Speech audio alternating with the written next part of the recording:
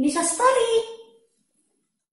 Terima kasih sudah klik channel ini dan welcome bagi yang baru gabung.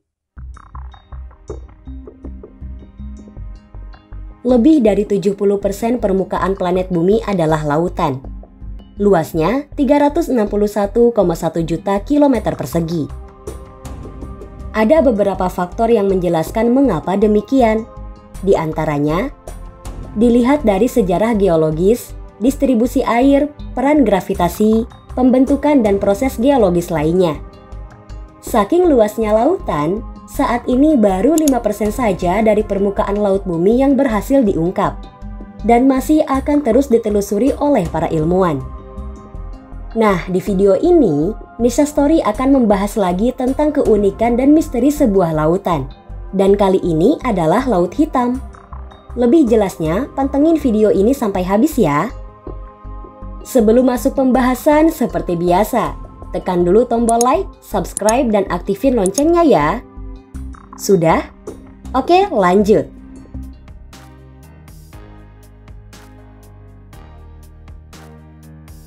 Laut Hitam atau Black Sea terletak di antara Eropa bagian tenggara dengan Asia Kecil atau Anatolia. Luasnya sekitar 436.400 km persegi dan panjangnya maksimal 1.175 km. Kedalaman rata-rata 1.254 meter dan maksimumnya sedalam 2.212 meter. Sementara volume airnya yaitu 547.000 km kubik. Ada masukan air laut melalui Bosporus, kurang lebih 200 km kubik per tahun. Dan juga air tawar dari wilayah sekitar, terutama Eropa Tengah dan Timur Tengah atau Asia Barat, dengan jumlah total 320 km kubik per tahun. Sungai terpenting yang masuk ke Laut Hitam adalah Sungai Donau. Laut ini berbatasan dengan negara Ukraina di utara, Rusia di timur laut, Georgia di timur, Turki di selatan, Rumania dan Bulgaria di barat. Posisinya tergolong strategis karena menghubungkan beberapa jalur laut, seperti Laut Tengah, Laut Marmara, serta Laut Azov. Jalur ini sering dilalui kapal pengangkut barang dari Eropa Timur ke seluruh dunia. Laut Hitam juga dikelilingi oleh pegunungan Pontik, Kaukasus, dan Crimea, masing-masing di selatan, timur, dan utara. Selain itu, juga dibatasi oleh pegunungan Strenza di barat daya dan dataran tinggi Dorboja di barat laut.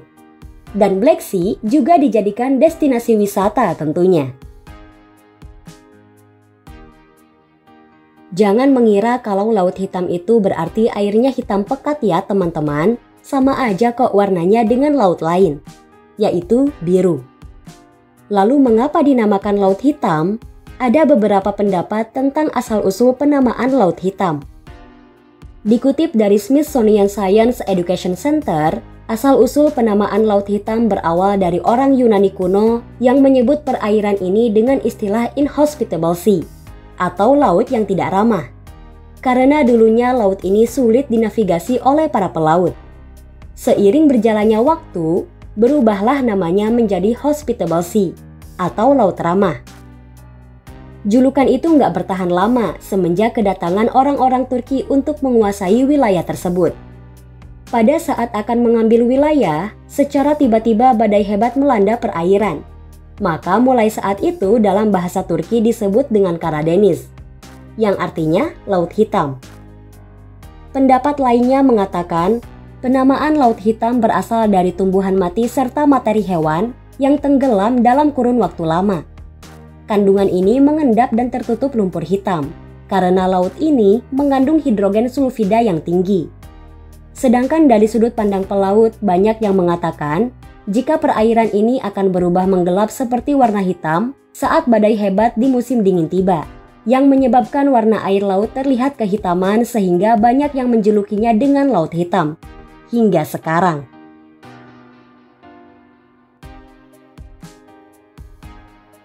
Ilmuwan asal Inggris Dr. Dan Parsons dan timnya dari University of Leeds berhasil menemukan adanya sungai raksasa di bawah Laut Hitam pada tanggal 1 Agustus 2010. Panjangnya 60 km, lebar 0,97 km dengan kedalaman 35 meter. Kecepatan alirannya 4 mil per jam dan membawa 22.000 meter kubik air per detik. Aliran sungai tersebut mengandung air asin dan sedimen, jumlahnya 350 kali lebih besar dari sungai Thames di Inggris. Jika berada di darat, diperkirakan menjadi sungai terbesar ke-6 di dunia loh dalam hal jumlah air yang mengalir. Sungai ini merupakan saluran air asin yang mengalir deras di sepanjang dasar Laut Hitam, letaknya di Selat Bosporus yang mengalir dari Mediterania ke Laut Hitam. Sedimen yang dibawa oleh aliran ini membuat dasar sungai membentuk struktur tersendiri. Dan ini adalah satu-satunya sungai bawah laut aktif yang ditemukan, karena aliran airnya memiliki kandungan garam yang lebih rendah. Sungai ini juga memiliki saluran, anak sungai, dataran banjir, aliran deras air, bahkan air terjun. Sama persis seperti sungai pada umumnya. Sungai bawah laut ini mengalir hanya sekitar 37 mil hingga mencapai tepi beting laut sebelum menghilang ke laut dalam. By the way, sungai bawah laut hanya dapat dijelajahi dengan kendaraan bawah air khusus. Tim peneliti pun menjelajahi arusnya dengan kapal selam robotik. Dari temuan ini, ilmuwan di seluruh dunia mempertimbangkan kemungkinan adanya lebih banyak sungai di bawah laut dan di dasar laut.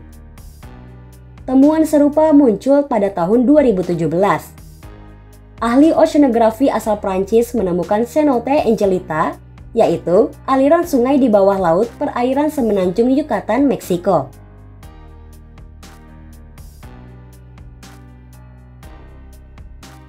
Laut Hitam memiliki kondisi air yang anoksik, yaitu tidak ada oksigen di dalam air. Hal ini disebabkan oleh ciri khas Laut Hitam yang merupakan cekungan meromiktik terbesar di dunia. Cekungan meromiktik adalah tempat air yang lapisan atas dan bawahnya tidak pernah bercampur. Lapisan atas air Laut Hitam hanya 10% dari total volume laut dan memiliki kadar oksigen dan garam yang lebih rendah daripada lapisan bawah. Lapisan bawah air Laut Hitam mencapai 90% dari total volume laut dan hampir tidak memiliki oksigen sama sekali. Laut Hitam dikelilingi oleh berbagai pulau yang nampak eksotis. Ada 10 pulau yang mengelilinginya dan menjadi rumah untuk flora dan fauna. Sebagian besar pulau-pulau di sana dimiliki oleh negara-negara sekitar, seperti Bulgaria, Ukraina, Turki, dan Rumania. Termasuk Pulau Ular yang berada di dekat Delta Danube.